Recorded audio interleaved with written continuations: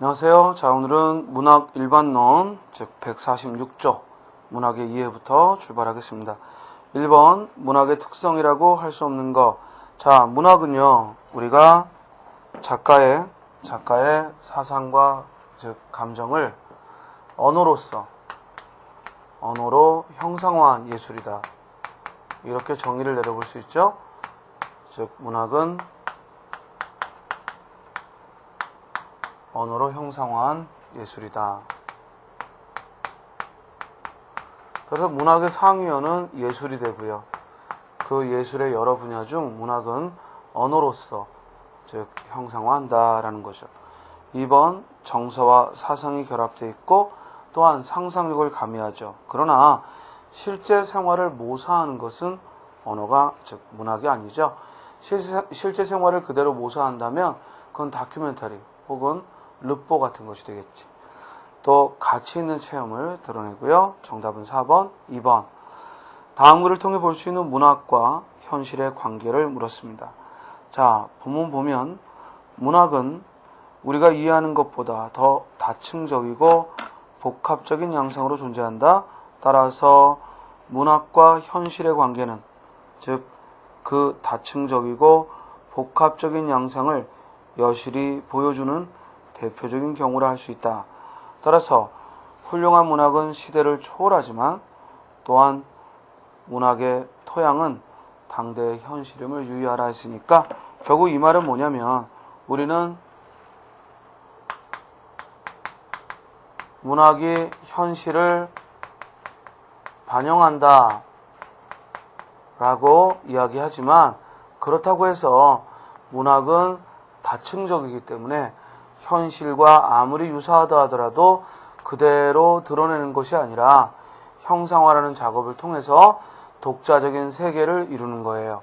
따라서 문학은 그 자체로 즉 하나의 자족적 세계가 되고 그리고 현실은 현실대로 즉 있는 세계죠. 따라서 현실이 일어난 세계라면 문학은 일어날 수 있는 즉 개연성 있는 세계를 드러내는 것이니까 이 둘은 서로 각각의 세계가 존재하는 것이고 따라서 서로 대등한 관계가 됩니다. 때문에 병립, 나란히 있는 각각의 존재의 의의가 있는 병립의 관계다. 정답은 3번. 3번 문학을 동적 구조로 보는 근거. 자, 이 말 꼭 기억해야 되는데 문학은 동적 구조다라는 얘기는 그 문학에 대한 평가가 다양하다는 얘기입니다. 즉 시대에 따라 달라지고 또 누가 읽는가는 읽는 이 주체에 따라 달라지고 따라서 평가가 달라질 수 있다는 것 그것이 문학의 동적 구조죠. 따라서 정답은 4번이죠. 의식의 변화와 독자의 개인차 때문에 즉 문학에 대한 평가는 달라지는 거죠. 4번 문학의 기능이 아닌 거. 자, 문학의 기능은 첫째, 심미적 쾌감을 줍니다. 이를 쾌락적 기능이라고 하죠. 문학은 쾌락적 기능을 줍니다. 또 문학은 올바른 인식을 가능하게 하고 이는 교훈적 기능이라 하죠. 그래서 문학은 쾌락적 기능과 교훈적 기능을 아울러 가지고 있는 것입니다. 3번 또한 독자가 경험하지 못한 걸 간접적으로 체험하게 하죠. 그러나 신속한 정보 전달의 매체는 사실 문학은 더디죠. 한참 후에 어떤 사건에 대한 소설이 등장하고 하니까 이는 신문기사가 담당해야 될 그런 역할이네요. 정답은 4번. 5번 예술 지상주의적 예술의 순수성을 중시한 작품과 유파를 물었는데요. 자, 예술 지상주의적 예술이라는 것은 바로 문학의 쾌락적 기능, 즉 미적 쾌락을 중시하는 것을 말해요. 그걸 우리는 art for art, 즉 예술을 위한 예술이라고 이야기를 합니다. 반면에 교훈적 기능이 강요되면 이는 즉 삶에 있어서의 메시지, 그러니까 정치적이거나 또는 철학적 그런 메시지가 전달 기능이 강할 때 교훈적 기능이 강하다고 하는 거고요.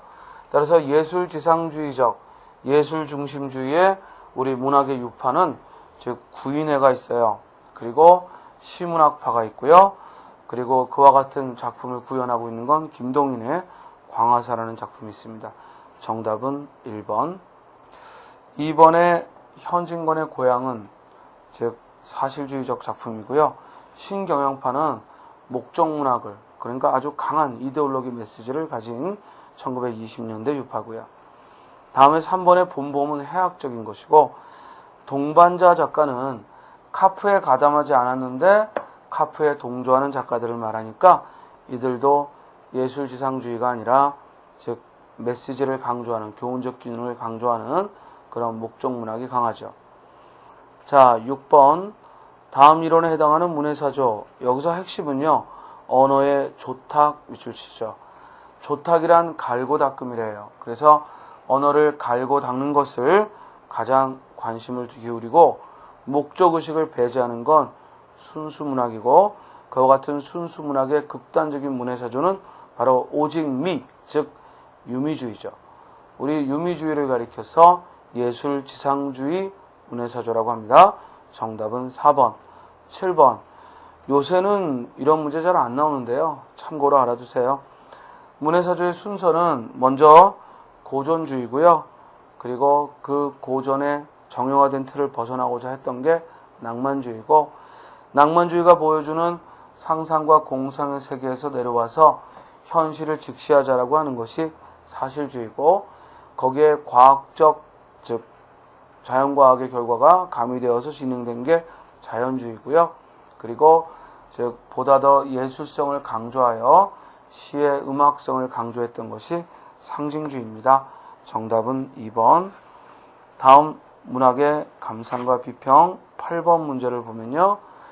밑줄 친 매운 계절은 일제치하의 가혹한 상황으로 해석한다면 이는 비평의 종류 중 어디에 속하느냐라는 건데요. 우리가 비평, 곧 문학을 보는 관점에는 두 가지가 있어요. 즉 내재적 관점이 있고 그리고 외재적 관점이 있죠. 내재적 관점과 그리고 외재적 관점이 있어요. 자, 내재적 관점으로 문학을 본다는 얘기는 즉 절대론적 입장, 즉 오직 작품만 보는 거예요. 오직 작품에만 초점을 두고 보는 거라면, 외재적 관점에 의해서 본다는 것은 표현론적 입장, 반영론적 입장, 효용론적 입장을 모두 고려하는 거죠.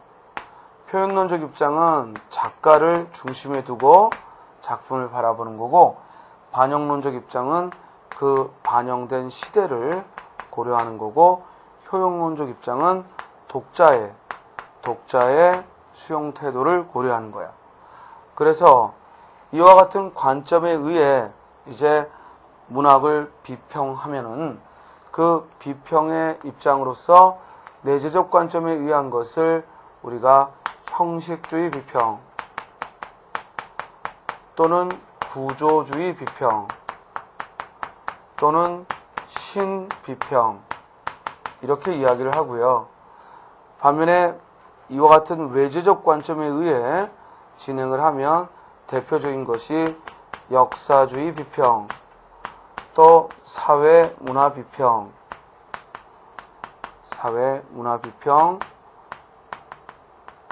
이와 같은 표현을 쓰는 거죠.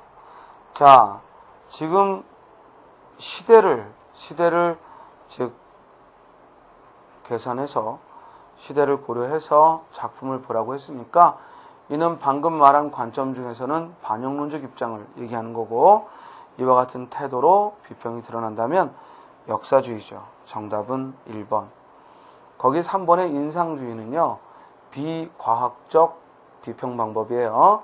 그러니까 지극히 객관적이지 못하고 주관적으로 그때그때 즉 작품을 읽고 느껴지는 바를 쓰는 것이라 이는 학문의 대상이라고 보긴 어렵고 그냥 흔히 볼 수 있는 독후감, 감상문 수준의 글을 우리가 인상주의 비평이라 해요. 9번 다음 작품을 읽은 독자의 반응 중 작품의 내재적 의미를 주목한 것은 그랬어요. 자, 여기서 중요한 건 이 작품을 여러분들이 이 운수 좋은 날이라는 이 작품을 몰라도 지금 질문하는 건 관점을 물어보는 거니까 선택지만 보면 돼요. 선택지를 보고 즉 내재적으로 오로지 작품만 바라보고 있는 걸 찾으면 되죠. 1번 비속어의 대담한 구사로 당시의 시대상이 나타났다. 시대상을 고려했으니까 반영론적 입장, 외재적이고 아내의 죽음과 운수 좋은 날이라는 상황의 설정이 매우 날카롭다. 설정이 정말 날카롭군. 즉 상황의 설정은 작품의 구조를 보고 평가한 것이고 이렇게 작품만 바라보고 있으니까 내재주의적이죠. 정답은 2번. 3번 일제와 우리 민족의 삶이 얼마나 비참했는지 짐작해 본다. 역시 반영론적 입장, 외재적이고요. 이 작품을 쓴 사람은 아마 가난이 얼마나 쓰라린 것인지를 느껴본 사람일 거야. 즉 글을 쓴 이를 고려하고 있으니까 역시 외재적이고 표현론적 입장이죠. 10번 문학을 보는 관점에 대한 설명 중 잘못된 거. 문학 생산의 심적, 물적 토대에 주된 관심을 두는 것이 생산론이다 라고 했는데 우리 생산론적 입장은 문학을 쓰는 작가를 고려했을 때 즉 표현론 혹은 생산론이라고 해요. 구조론은 절대론적 입장을 가리키는 거고 효용론은 곧 수용론이라고도 부르고 표현론은 생산론이라고도 부르는 겁니다. 따라 정답은 1번. 11번 다음 글에 나타난 작품 해석의 관점은 이 작품은 그 부제가 말하고 있듯 춘향의 독백으로 춘향전을 배경으로 하고 있다. 그러나 밑줄 칠까요?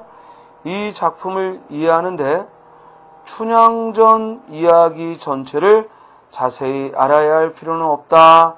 다만 춘향의 괴로움과 인간적인 운명을 이해하는 것으로 충분하며 그것은 이 작품의 문맥 가운데서 충분히 나타나고 있다.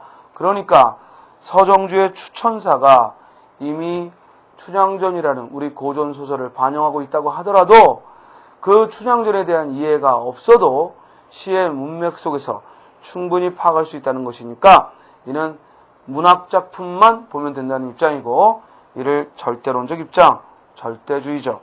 정답은 3번. 12번 이번에도 작품의 내재적 의미만을 주목한 것이라고 했어요. 여러분들 이 시, 즉 가슴에 독을 차고라는 시를 직접 연구하고 살펴보고 그건 안 해도 괜찮아요. 제가 문제집에 써놓은 이해의 도우미 정도만 살짝 읽어보고 이 작품을 분석할 필요도 없고 지금 문제 물어보고 있는 거에만 충실하세요. 다음에 똑같은 이 작품을 들고 또 다른 질문을 던지면 그때 그 질문에만 주목하면 돼요. 알겠습니까? 즉 여러분들이 문학작품의 그런 문제에 있어서 오히려 가지고 있는 실력보다 못한 이유 중에 하나는 자꾸만 선생이 해설해 주기를 기다리고 또는 어떤 해설이 나와 있는 그런 걸 보지 않으면은 작품을 해석할 엄두를 못 내기 때문에 그렇습니다. 그러나 문학은 우리가 그 문맥 속에서 충분히 파악하려고 해야 되고 우리가 일반적인 비문학적인 글도 그런 식으로 파악하여 글을 이해하지 꼭 누군가의 설명이 필요한 건 아니잖아요. 그러니까 문학작품도 그 자체로 이해하려고 애쓰기 바랍니다. 그러면 지금 질문이 내재적 의미만을 주목하라 했으니까 더욱더 작품은 볼 필요가 없겠네요. 1번 이 시는 늘 마음의 평화를 갈구하는 시를 써오던 시인의 시인을 고려했으니까 표현론. 2번 맞아 평화로운 내면의 세계를 지향하던 영랑으로서는 이는 이 시를 쓴 김영랑을 일컫고 일제 말기의 발악적 현실을 외면만 할 수 없었을 거야. 시대를 고려하고 있네요. 따라서 작가를 고려하는 표현론과 시대를 고려하는 반영론 모두 들어있고 3번 그래 독은 바로 이리 승냥이 같은 일제에 대한 시인의 강한 대결 의지를 표현한 거야. 역시 외재적이죠. 4번 대조적인 삶의 자세를 보여주는 법과 나의 대화 형식을 통해 극적 구성을 취하고 있어. 즉, 이 시의 특징이 극적 구성을 취하고 있다는 작품의 구조를 말하고 있으니까 이는 내재적으로 바라보고 있는 것이고 정답은 4번이죠.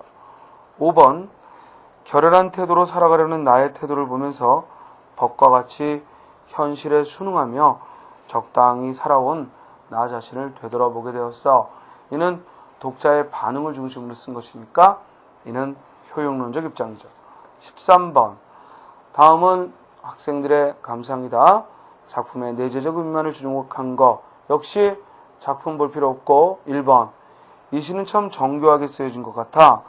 부드러움과 강렬함이 조화된 시어도 있고 음성 상징어도 사용하였고 기다림, 상실, 기다림의 대칭 구조를 앞뒤 두 행을 통해 나타나고 있어.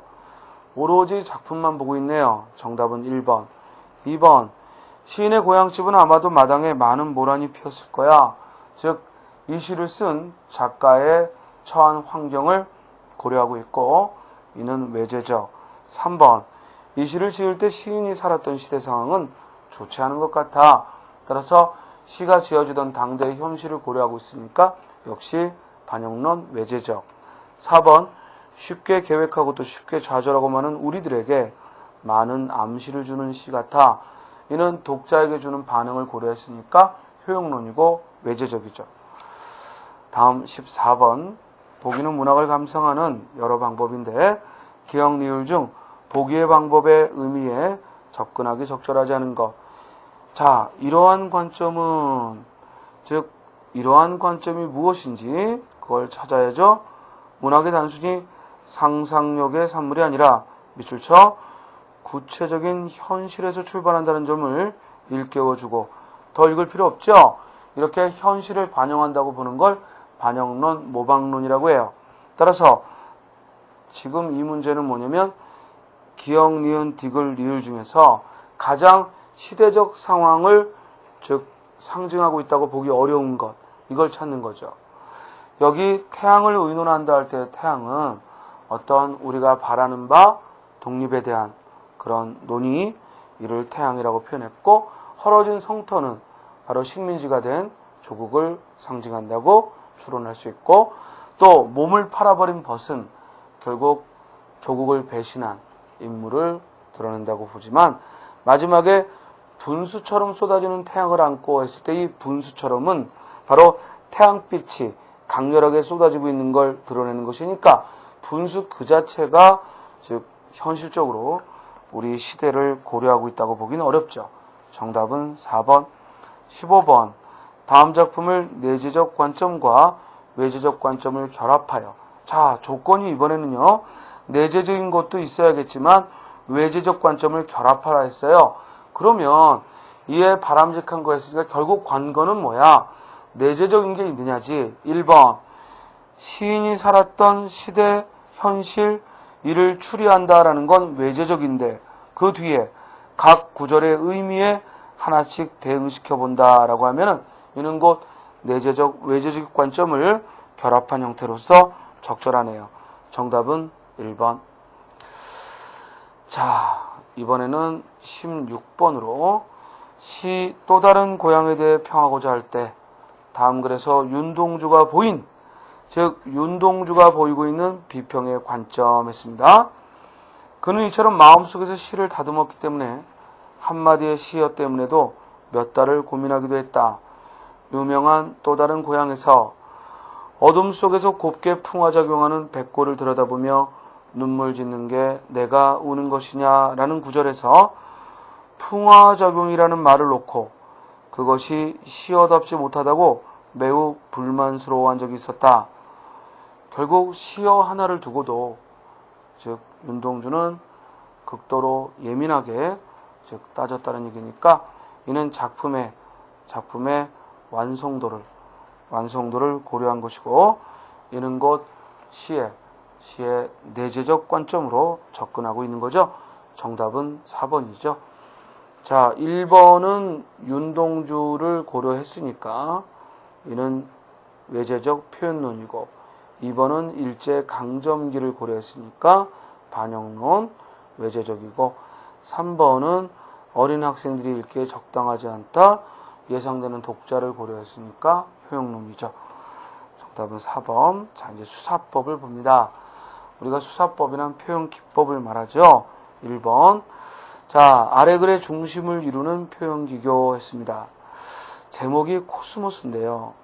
그 코스모스를 뭐라고 했냐면 사람의 일생, 내가 사랑했던 사람의 일생이요 영영 돌아오지 않는 소녀의 지문이라 라고 했어요. 어떤 대상을 다른 거에 비유하여 말했으니까 이는 은유죠. 이와 같은 표현기로 쓴 것은 1번이죠. 이는, 여기서 이것은 박두진의 꽃이라는 시에서의 이것은 꽃이죠. 꽃을 가리켜 속삭임이라 했고 울음이라 했고 그리고 아픈 피 흘림이다 라고 했으니까 은유법이네요. 정답은 1번. 2번 꽃피네 라는 단어를 반복하고 있으니까 반복법. 3번은 즉 내가 그의 이름을 불러주었을 때 그가 나에게로 와서 꽃이 되었다 라고 했으니까 상징의 방법을 썼고 4번 나보기가 역겨워 갔을 때에는 죽어도 아니 눈물 흘려오리다 반어법이죠. 18번 다음 밑줄 친 부분에 공통적으로 사용된 수사법 청산리 벽계수야 하는 황진이의 시조에서 벽계수는요 맑은 시냇물이라고 해석할 수도 있지만 벽계수의 황진이의 애인 이름이 또한 벽계수이기 때문에 두 가지 의미로 해석이 가능하죠. 이럴 때 우리는 중의법이라고 해요. 또 수양산 바라보며 하는 성산문의 시조에서도 수양산은 실제로 백이숙제가 굶어 죽었다는 수양산을 말하기도 하지만 또한 수양대군의 수양과도 또 이름이 같으니까 이를 우리는 중의법이다라고 해요. 주로 중의법은 동자 이음어를 동음이 이어 같은 소리가 나는데 서로 다른 뜻을 가지고 있는 말을 응용하는 겁니다. 정답은 1번. 자, 환유와 제유는 분위기를 띄우는 것, 제유는 일부를 가지고 전체를 나타내고 그래서 2번, 3번에 환유와 제유는 합쳐서 대유법이라고 하고요. 언어 유희는 말장난을 말합니다. 19번 청산아 왜 말이 없이 학처럼만 여의느냐 학처럼이라고 했어요. 이는 직유법이고 청산아 하고 사물을 불렀네요. 도노법이고 또 이는 여위어 간다라고 해서 청산을 사람처럼 표현했으니까 의인법이죠. 그러면 관계없는 거, 즉 은유법이네요. 정답은 2번. 20번 다음 기억에 사용된 수사법 겨울은 강철로 된 무지개다. 먼저 겨울은 무지개다라고 했으니까 은유고요. 그 무지개가 강철로 되었다라고 모순된 걸 수식을 했으니까 역설이죠. 정답은 3번. 21번 기억과 같은 표현 방법을 구사한 게 아닌 거 찬란한 슬픔의 봄 했는데 슬픔의 봄이라 했으니까 은유고요. 찬란한 슬픔이라 했으니까 역설이죠. 우리가 역설은 모순된 것으로 수식을 할 때 역설이라 해. 1번에서도 황홀한 심사라고 했는데 외롭다고 했으니까 역설. 2번도 아우성이라 했는데 소리 없다라고 했으니까 역설. 3번도 행복한 예수 그리스도라고 했는데 괴로웠던 사나이라고 했으니까 역설이죠. 반면에 4번은 워이 하고 의성어를 쓰는 의성법을 썼습니다. 정답은 4번. 22번 기억과 같은 표현에 해당하는 거 두 이자가 아니라 외한 이자 입으로 소이다 하고 춘향이 자신에게도 수청을 들겠느냐는 어사또의 제안에 즉 이불을 섬겼습니다 하고 말장난을 하고 있어요. 따라서 이는 언어 유희죠. 정답은 3번. 너의 서방인지 남방인지 거린 하나 내려왔다. 언어 유희죠. 1번 봉급을 쥐꼬리만큼 탔다. 과장법이고요. 2번 님은 같지만 나는 님을 보내지 않았다. 역설법이고요. 4번 예뻐 죽겠다 하면은 반어법이죠. 23번 밑줄 친 부분과 표현 방식이 같은 거 있지도 않은 물과 산 그림자를 본 것은 그녀가 오히려 앞을 못 보는 맹인이기 때문이었다. 즉 그녀가 산과 그림자를 본 건 물과 산의 그림자를 본 건 그녀가 맹인이기 때문이다. 모순된 것으로 표현하고 있으니까 역설법이고, 1번 날과 밤으로 흐르고 흐른다 라고 했는데 그 남강이 가지 않는다. 역설이죠. 2번 먼 날 당신이 찾으시면 그때 내 말이 잊었노라. 반어법이고요. 안개가 날개짓하며 산을 오른다. 사물을 움직이게 표현을 했어요. 이는 화류법이죠. 그 움직이는데 사람처럼 표현하면 의인법이고요. 4번 조그만 담배 연기를 내뿜으며, 이때 담배 연기는 기차가 열차가 달리면서 내뿜는 연기니까 은유법이 되겠습니다. 자, 이제 잠깐 쉬었다가요 문학의 장르로 들어가도록 하겠습니다. 예, 수고하셨습니다.